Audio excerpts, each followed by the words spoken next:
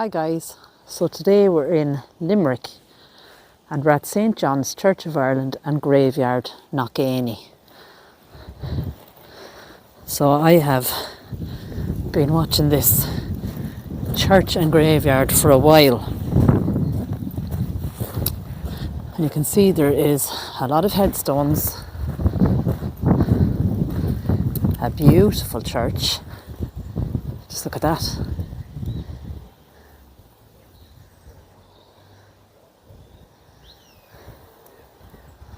Gorgeous red door.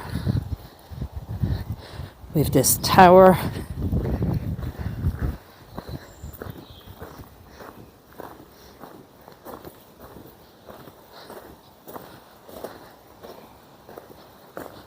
That may just be used as a storage room. But we also have crypts and vaults here as well. And you can see some of them there, along there.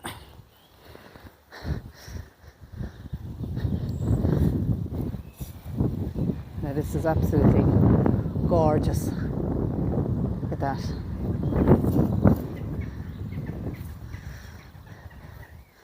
So where do we start? Let's take a walk down along here, I think.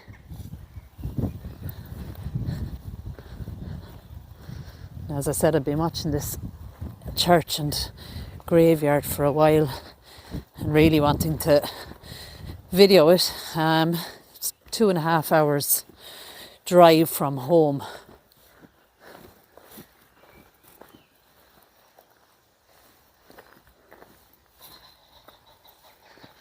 You can hear the wood pigeon there.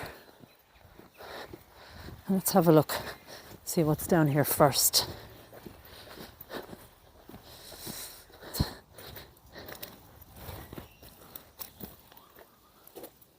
Well, it's quite dark in there.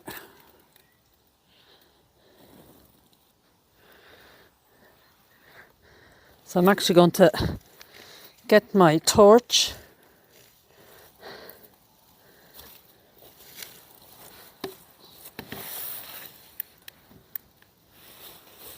Now guys, I'm not sure. Wow. I'm going to zoom in.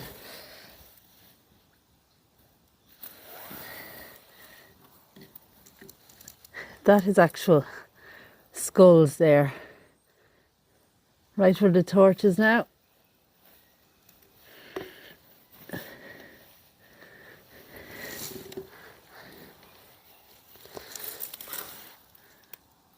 Now you might be able to see that better. Let's zoom in another bit.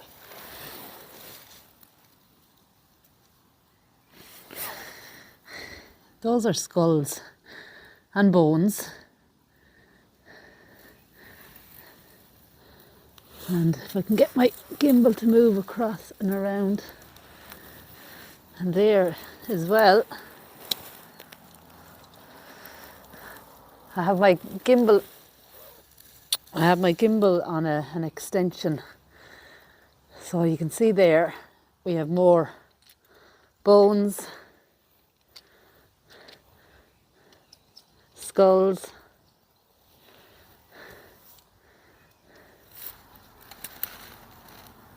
Wow. And actually up at the top there, another little area, if I can get the gimbal to work with me. We've even more.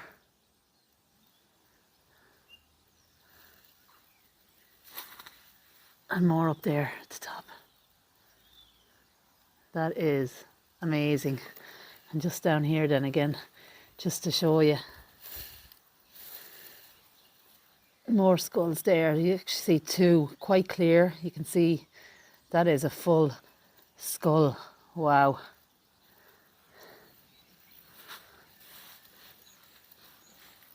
And you can actually see on this one, if my camera will adjust for me.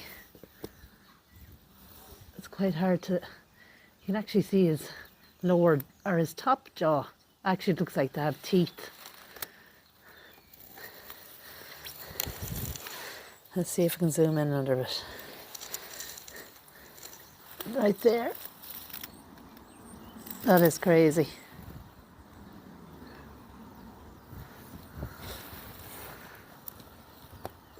And just then this side.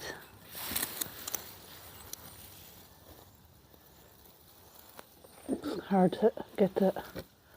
Now, there he is. Now, I hope you can hear me okay, because I'm kind of leaning across this little opening and I'm trying to maneuver the gimbal.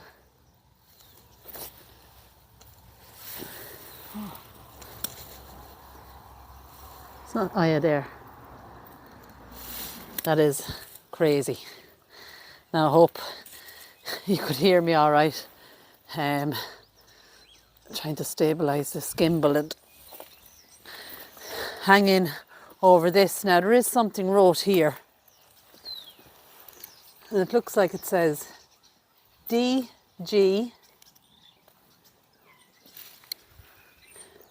It looks like 1801 there. DOM. Not actually 100% sure. 1801 anyway. DG something. Or maybe. But we might pick that up a little better in edit. The torch is playing up a little bit. 1801 there anyway. So that was quite interesting. It looks like we've 3 maybe headstones there. All those headstones up along. As I say, I'm using a kind of a Bluetooth mic. So I'm really hoping that the sound is a bit better and the audio is not picking up the wind. We've another crypt there. It seems to be completely closed up. Another one here. Looks like an iron door with a bolt. There is writing up at the top. Looks like George.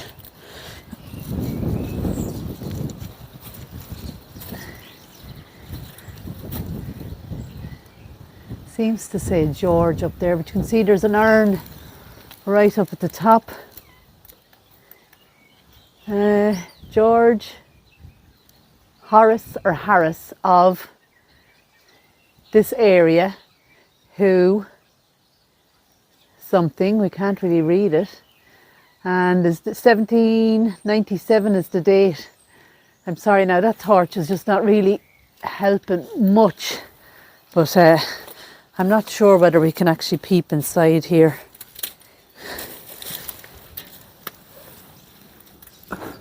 Oh, we can. Just lots now. I don't know whether it'll pick it up. It's so dark in there. There's actually open coffins. We have somewhat, you can see the iron there. My phone is not really playing ball at the moment. Now, hold on. We can see them there. Wow. Now, there's all coffins, all broken, unfortunately. Right, so hopefully you got some sort of a look inside the crypt. It's actually really nicely done. You can see there's a chain and a lock, a little wall at the side, that beautiful urn up top. I'm just going to turn around, go back up these little steps. It looks to me like at some stage there was a gate. Look at that, absolutely gorgeous. And the church, or the church tower in the background.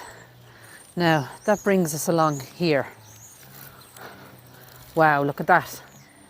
This tomb was erected by Mary, widow of Edward O'Grady, Esquire of Stephen's Green, Dublin, for him and their immediate descendants, 1838, just wrote above the door. Now have a look at that for a lock. Isn't that amazing? And these fabulous wooden doors, but they almost look like they're iron. Now I'm going to pause the video for a second. I'm going to put my gimbal up high and we'll see if we can see anything.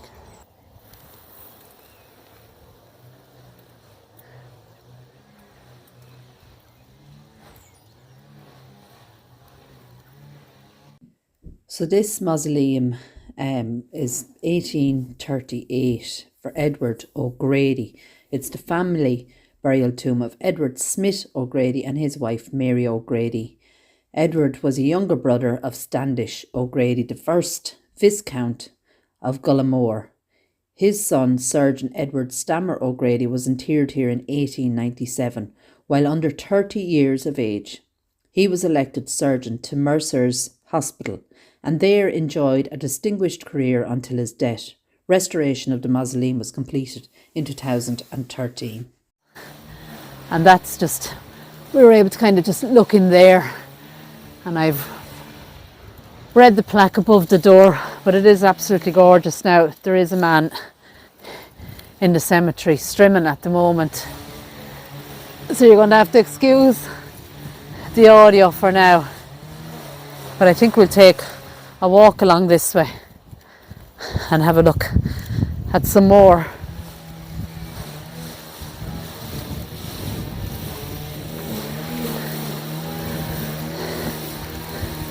So I'm going to just walk around here. As I said, the caretaker is strimming away, which is good to see. Now that must be something in there as well. It's all blocked up, and there's possibly one here and one directly behind it. You might notice it there, but just look at that, isn't it gorgeous? We've lovely stained glass windows there as well. So we'll keep going this way. Interesting. And as far as I know, there is a record of most of the graves in here. That is where we've seen full skeletal remains.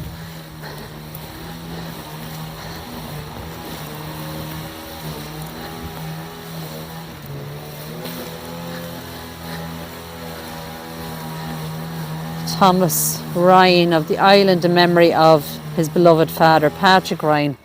That looks like it's a new headstone erected there. But just look at this.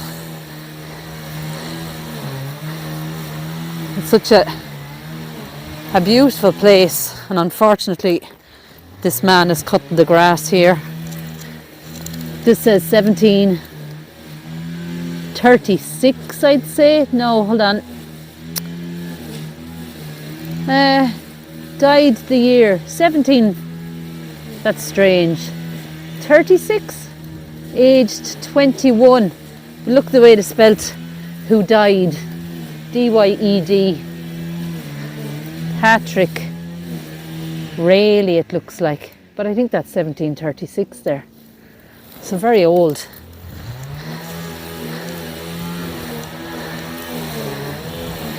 So there's the man strimming away. Look at this one.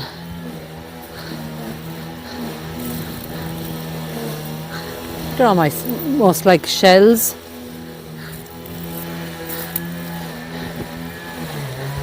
A beautiful cross.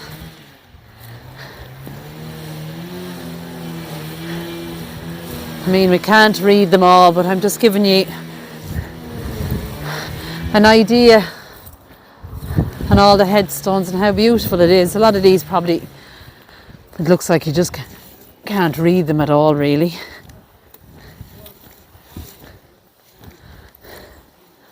Look at that.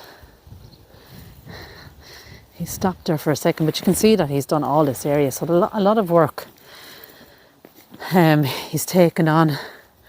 We have a tree down there. Look at this. I mean, the church is absolutely gorgeous. I'm presuming it is a working church.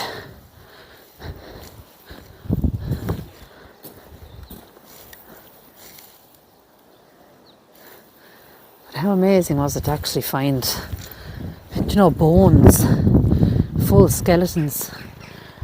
This is Thomas, Reverend Thomas, I think. And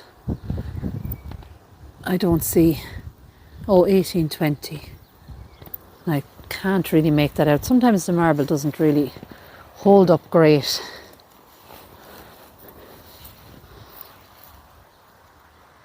(1813).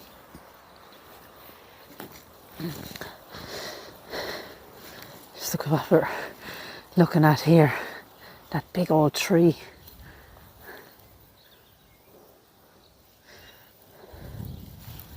That gorgeous red door. Isn't that just beautiful?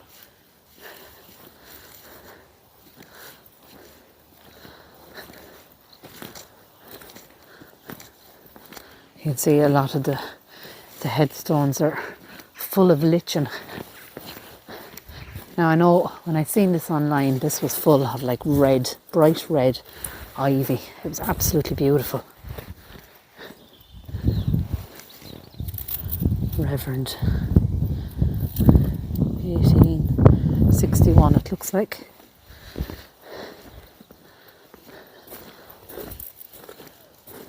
I'm kind of walking back around to where that gentleman is busy at work. Something else here. Wow, we've another crypt. Wow. Look at this. Look at above the door there.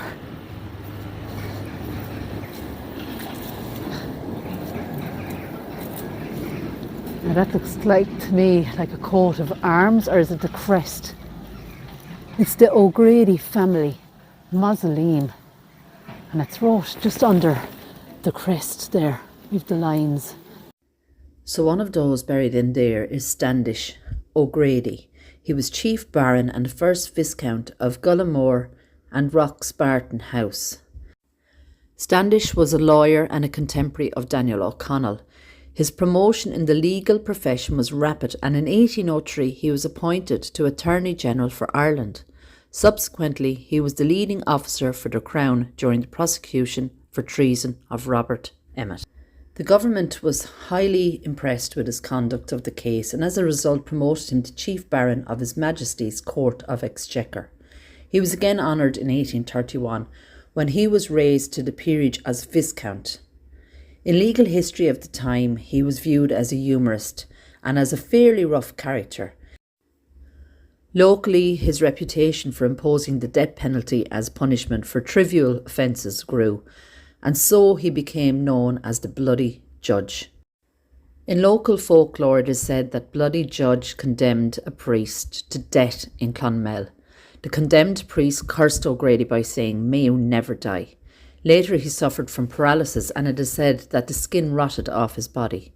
During this time his greatest wish was to die. But it was not until Father O'Grady from Bruff prayed over him that he died. His body lay in state for a week in a spacious library in Roxbarton, awaiting the nobility of Ireland to assemble at the funeral.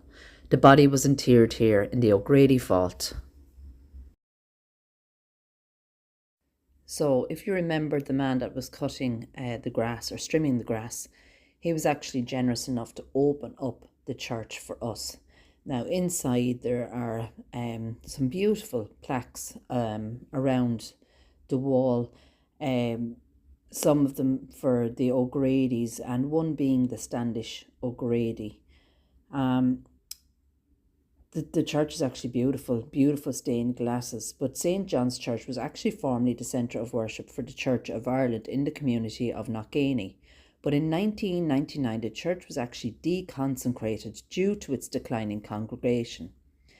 There were churches on the site since medieval times, but the most recent was actually built in 1861 by the Church of Ireland. The church was restored in 2007, and it now hosts concerts and other events such as weddings.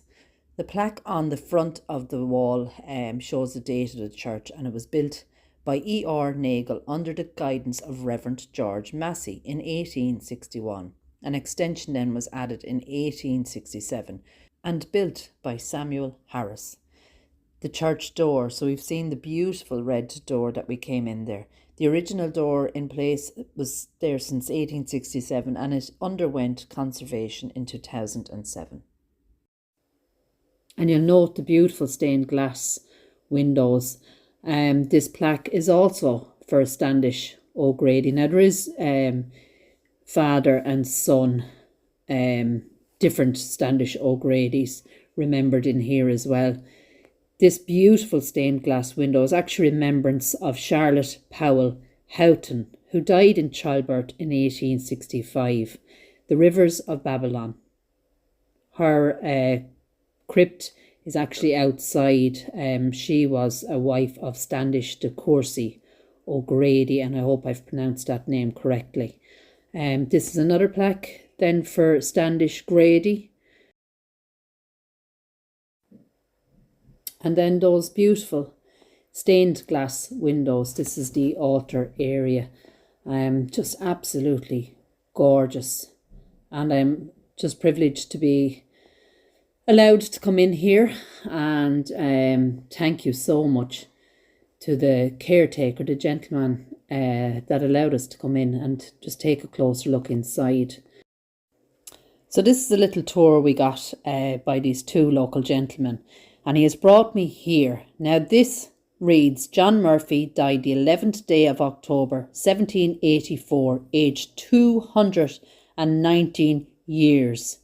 May the Lord have mercy on his soul. How amazing is that? Look at this one. The angel faces on it. Oh yeah, yeah. That's gorgeous as well. They're cherubs, they call them. Cherubs, yeah. It's nice. 1777. There's a crawler, Pat.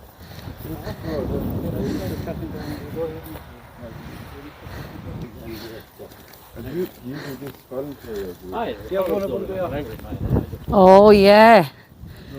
Oh, look at that.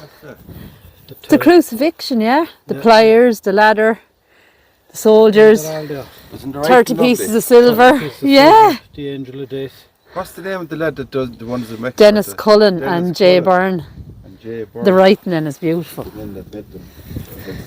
Picture of the cut that with a chisel. Oh, can you imagine? Yeah. 1828.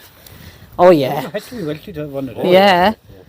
Jesus, like there was really no hit songs in Ireland, and hit songs didn't become popular in Ireland till the 1950s. Yeah. So people couldn't afford them. Wow, look at that. And then before the 1800s with the penal laws, you weren't allowed to put up a hit song at all. Right. Go away. My goodness. So we have been brought to here, and this is a rich presence of Arma Christi on this headstone. Objects associated with Jesus' death on the cross. Note the presence of the winged God the Father or guardian angel, cherubs left and right, 3 spears, a cockerel, 3 nails, hammer, pincers, ladder, 30 pieces of silver, a chalice, angel of death, hourglass, day of judgment, an angel with trumpet and scales. Unfortunately, the light doesn't really pick it all up, but in person, this is just stunning. I do, just down there, that way. If you look at the left-hand side of it, or you look at it, there's a date on it. Okay, brilliant. The other way at the bottom of it, there's a Latin writing. I might go this way actually.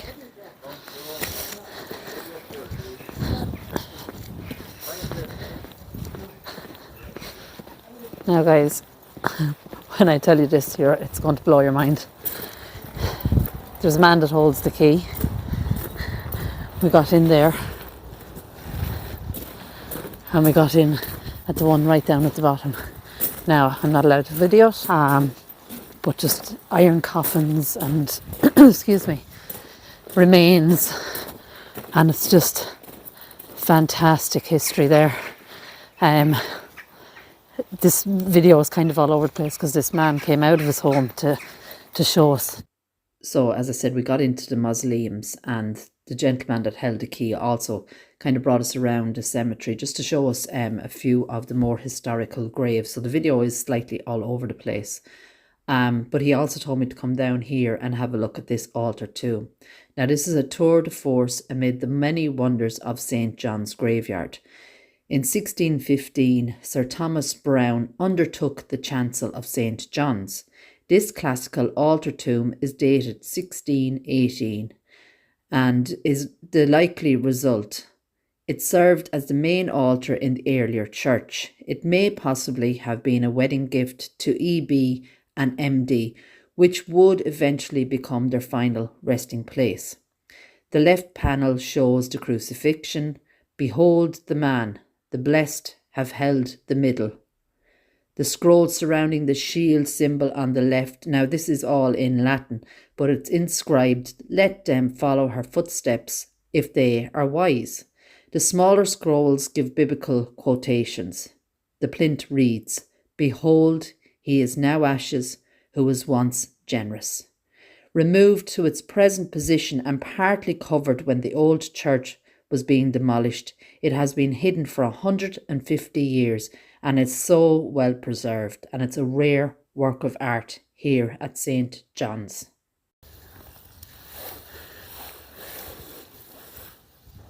It's actually 1618. I just found it. 1618. Now that is definitely all Latin.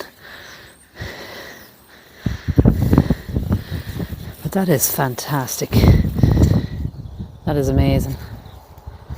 And I've kind of clipped this video on and off. I was told that that big structure there, that tower, if you could call it, has the bell inside. So it's a bell tower really. And he got us into the church. Now, if you remember the stained glass window inside the church, the Rivers of Babylon, this is the O'Grady Crypt 1866. Standish de Courcy O'Grady, 1829 to 1901, and his descendants are buried here. Built in 1866 for his wife, Charlotte Powell Houghton, who died in childbirth, as we discussed earlier on. And just at the top of the crypt, it says, wounded, not conquered. How fantastic. Those rails, there's a little gate even for it.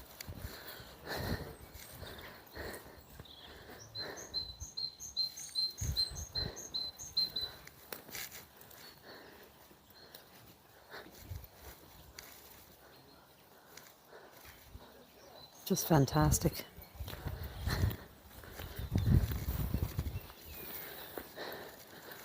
Tomb there. And actually, going down here, we actually got into that mausoleum as well.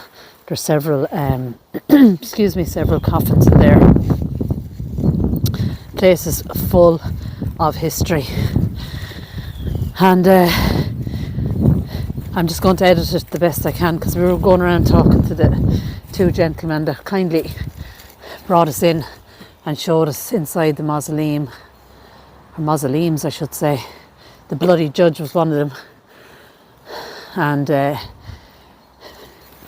it's just amazing. This is better than what I thought, and just a stunning place full of history. And I can't believe what we have seen today. It's just outstanding. I just hope that the audio is much better with this mic. It's run off Bluetooth. 1777 there. I mean, you could spend forever there, but as I said, for the last 2 years they have been documenting every headstone. They've used a mirror to kind of pick up the writing, and that must have been very hard work. But I just can't get over the beauty of that church, that beautiful red door. And as I said, it goes right up. That tower goes right up, and the bell is situated up in that.